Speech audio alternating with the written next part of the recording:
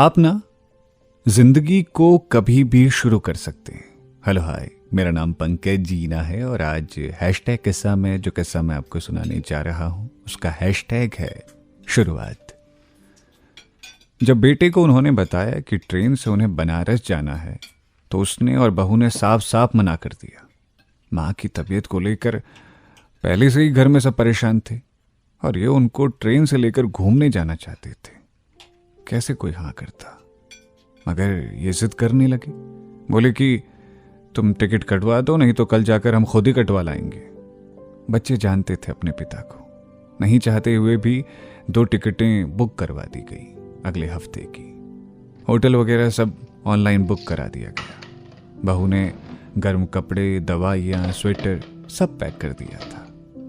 देर रात कुछ खटपट की आवाज़ श्रीमती जी को सुनाई थी तो पूछा, क्या कर रहे हैं? कुछ नहीं, तुम सो जाओ, सुबह निकलना है ना, कहकर पता नहीं बैग में क्या क्या भरते रहे। सुबह बेटे बहू हिदायत के साथ ट्रेन में बिठाए।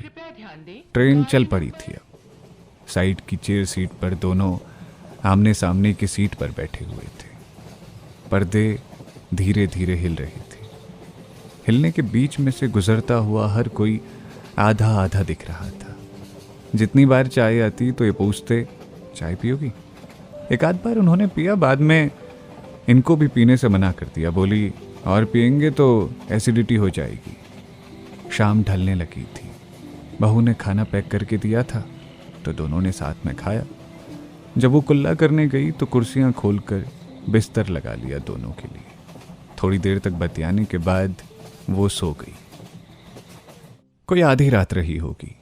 ट्रेन की खिड़की से पूरा चांद झांक रहा था। शायद गंगा नदी आने वाली थी। दोनों तरफ खुले मैदान और सोते हुए पेड़ दिख रहे थे। अपनी सीट से उतरकर धीरे से उनको जगाया तो वो थोड़ी सरप्राइज होते हुए उठ बैठी। कुछ चाहिए क्या? नहीं, जरा दरवाजे तक चलोगी? क्यों?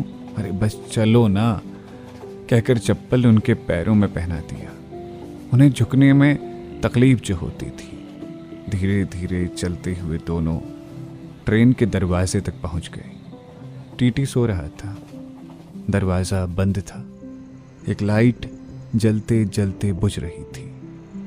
हौले से उन्होंने दरवाजे को खोला और बीच में खड़े हो गए। उनको कुछ समझ नहीं आ रहा था कि आखिर वो करना क्या चाहते हैं। वो सीट से टिककर अब भी खड़ी थी। जब वो अपनी जगह पर स्थिर हो गए तो हाथ पकड़कर उनको अपने सामने ले आए। वो अब भी खोई हुई सी खड़ी थी। गेट से आती ठंडी हवा उनके चेहरे को छू रही थी। बाल पीछे की तरफ उड़ रहे थे। चांद की जितनी रोशनी उनके चेहरे पर उतर रही थी उसमें उनका सिंदूर चमक रहा था। नाक पर भी सिंदूर के कुछ कतरे बिखरे हुए थे। शॉल को ठीक से ओढ़ने के लिए उन्होंने अपने दोनों हाथ फैलाए तो उन्होंने इनको थोड़ा नज़दीक लेते हुए बाहों में भर लिया। कुछ समझ पाती इससे पहले उनके होंठ इनके माथे पर थे। उस पल में सारी कायनात की हया इनके चेहरे पर उतर आई थी। ट्रेन अपनी रफ्तार से गंगा जी के ऊपर से गुजर रही थी। उन गुजरते पलों में वो दुल्हन की तरह शर्मा कर उनके कांधे पर सर टिकाए खड़ी थी और वो कान में फुसफुसा रहे थे। याद है तुम्हें, जब हमारी बातें शुरू हुई थी तो एक रात तुमने जिक्र किया था कि तुम्हें चलती ट्रेन में कोई माथे पर चूमे।